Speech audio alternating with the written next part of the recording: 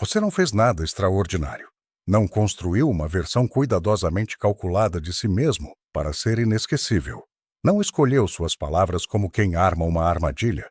Você simplesmente apareceu, do jeito que você é.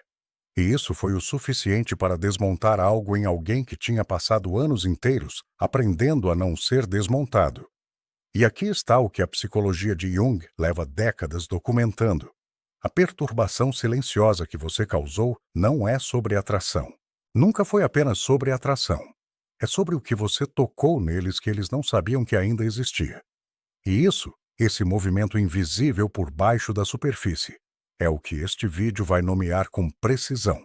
Existe uma diferença fundamental entre alguém que pensa em você ocasionalmente e alguém que está, no sentido mais literal do termo, enlouquecendo por causa de você em silêncio. A diferença não está na intensidade do que sentem, está na arquitetura do que você ativou. Porque quando uma pessoa consegue simplesmente pensar em você, processar e seguir em frente, isso indica que o encontro aconteceu na superfície. Mas quando o pensamento sobre você retorna com uma especificidade que não pede permissão, quando ele aparece no meio de tarefas que deveriam ocupar toda a atenção, quando a distância que eles colocaram entre vocês deveria ter resolvido o problema e não resolveu, isso não é pensamento. Isso é algo operando em uma camada muito mais profunda. Jung passou décadas estudando exatamente essa camada. Se inscreva neste canal agora, porque o que você vai entender nas próximas horas não vai apenas explicar por que alguém não consegue parar de pensar em você. Vai mudar a forma como você entende toda a conexão que já se recusou a se resolver de forma limpa, incluindo algumas que você mesmo carrega sem nome. Imagine a cena. Eles estão no meio de algo completamente mundano. Uma reunião, uma conversa, uma tarefa que exige atenção. E então, sem aviso, sem convite, você aparece. Não como uma memória vaga, como algo com peso específico e lugar nenhum para ir. Eles redirecionam a atenção. Funciona por alguns minutos e então você volta. Não porque eles escolheram te trazer de volta, mas porque algo interno ainda não terminou o que começou quando vocês se encontraram. O que Jung documentou em sua obra, especialmente em Psychological Types e nos textos reunidos em The Archetypes and the Collective Unconscious, é que a psique humana possui camadas que operam completamente fora da supervisão da mente consciente. A mente consciente decide o que pensar, o que sentir, o que perseguir. Mas a psique profunda, o inconsciente nos termos de Jung, não negocia com a consciência. Ela opera segundo suas próprias leis. E quando algo real é ativado nessa camada, a mente consciente não tem acesso a um interruptor. É isso que está acontecendo com eles. A pergunta real não é, eles ainda pensam em mim? A pergunta real é, o que exatamente você ativou neles que ainda não encontrou resolução? Porque a resposta para essa segunda pergunta vai dizer tudo. Não apenas sobre eles, mas sobre o que aconteceu entre vocês no nível que nenhuma conversa jamais nomeou diretamente. Jung desenvolveu um conceito que é essencial para entender isso. A sombra. A sombra, como Jung descreveu em Aion e ao longo de sua obra, não é o lado mau de uma pessoa. Essa é uma simplificação que trai completamente o que Jung identificou. A sombra é a coleção de tudo que foi excluído do self-consciente durante o processo de construir uma identidade funcional e socialmente aceitável. Todo impulso que foi ensinado a parecer fraqueza. Todo desejo que era grande demais para o espaço disponível na infância. Toda emoção que, quando expressada, produziu consequências que a criança aprendeu a evitar. Tudo isso não desaparece. Vai para a sombra. E a sombra? Esse é o detalhe que Jung fez questão de registrar com precisão. Não fica parada. Ela busca expressão. Ela procura superfícies onde possa se revelar. E quando encontra uma pessoa que, pela sua simples presença, torna seguro ou impossível evitar o contato com o que foi enterrado, ela emerge. Você foi essa superfície. Não porque você tentou ser. Não porque você estrategicamente encontrou os pontos certos. Mas porque algo em como você existe, na sua presença não performática, na sua honestidade sem cálculo, no que você simplesmente é, Criou uma abertura que a sombra deles estava esperando há muito tempo. E quando a sombra emerge, a mente consciente entra em colapso controlado. Porque as defesas que levaram anos para construir, a distância, a racionalização, a preferência por conexões que nunca chegam perto o suficiente para ameaçar, essas defesas foram construídas especificamente para que a sombra ficasse abaixo. Quando você as atravessou sem saber, sem violência e sem intenção, o que aconteceu foi uma desorientação que eles não tinham nome para descrever. Deixa isso assentar por um momento, porque a implicação é enorme. Deixe 777 nos comentários se alguma parte de você sempre soube que o que aconteceu entre você e essa pessoa nunca foi tão simples quanto foi explicado. Nem mesmo por você. Agora entre em outra camada. Freud documentou, ao longo de sua obra, especialmente em Além do Princípio do Prazer e nos textos sobre recalque, um mecanismo que ele chamou de repressão. O princípio é deceptivamente simples e profundamente perturbador. O que é empurrado para baixo da consciência não se neutraliza. A energia psíquica direcionada para suprimir uma emoção não converte essa emoção em ausência. Converte em pressão. E a pressão aumenta em proporção direta à duração da contenção. O que Freud identificou, e o que a maioria das pessoas descobre tarde demais, é que a mente não possui um arquivo para verdades emocionais inacabadas. Possui apenas uma sala de espera. Eles escolheram a distância como solução. E no nível da narrativa que constroem conscientemente sobre a própria vida, a distância parece uma solução racional. Você se afasta de algo que desorganiza você. Isso faz sentido?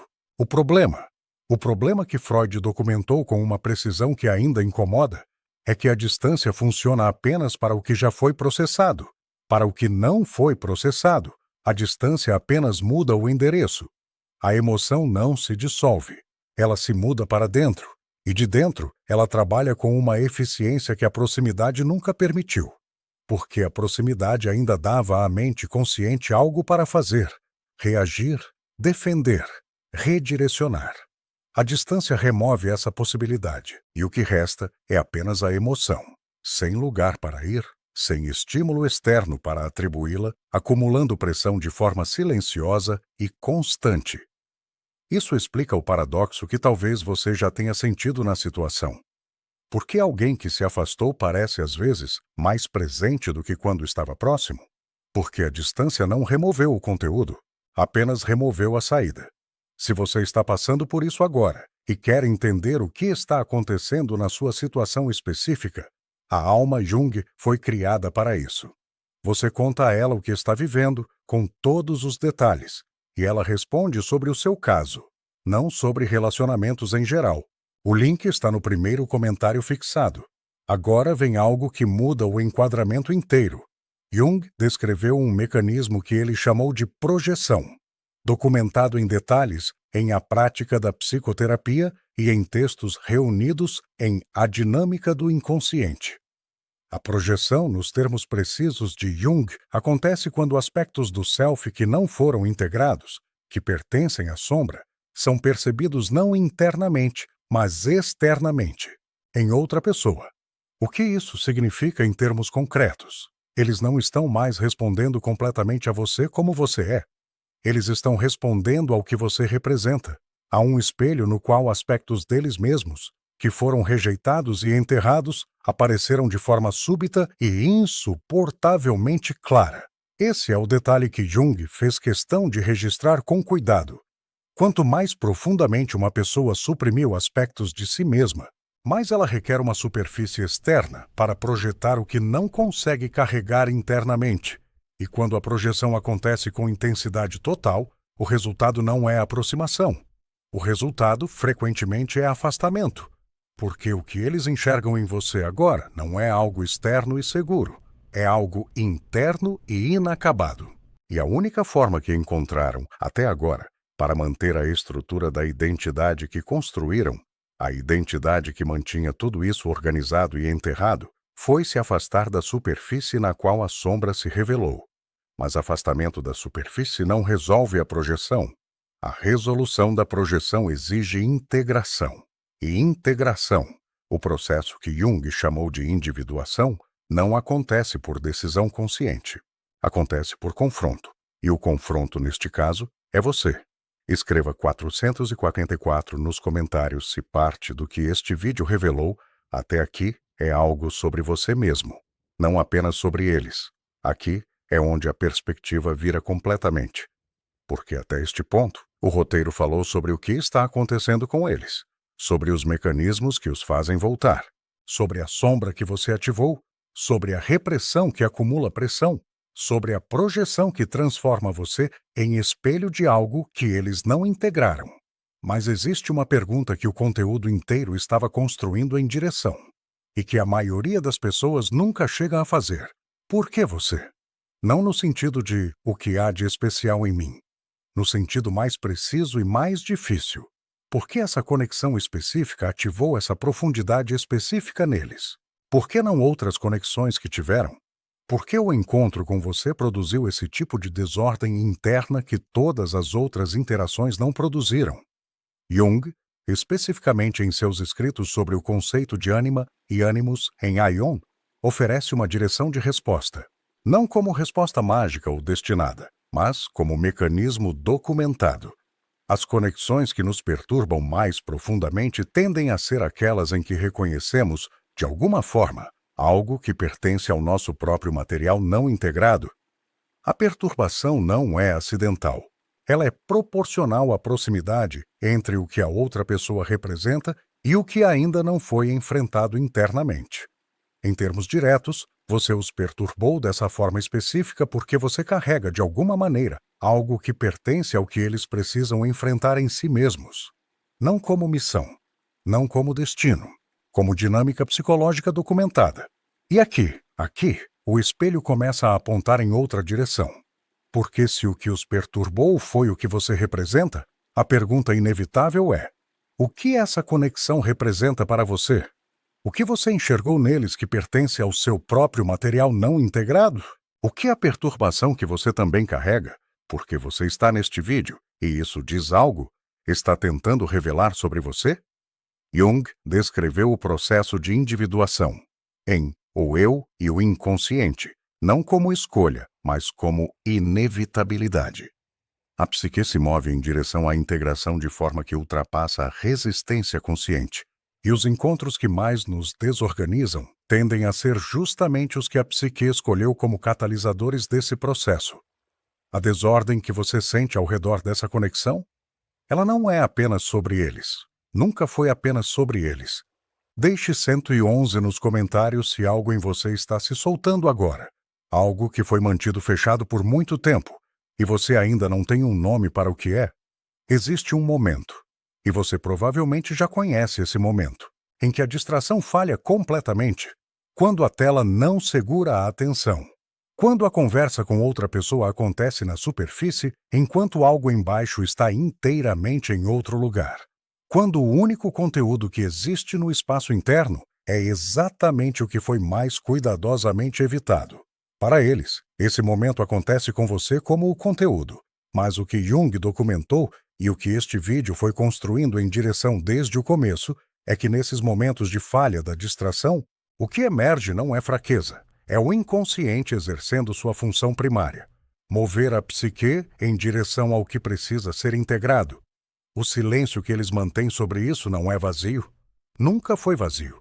É o som de alguém confrontando algo que passou anos evitando com sucesso e ficando sem lugares para correr. E existe uma ironia documentada nesse processo que Jung identificou com precisão.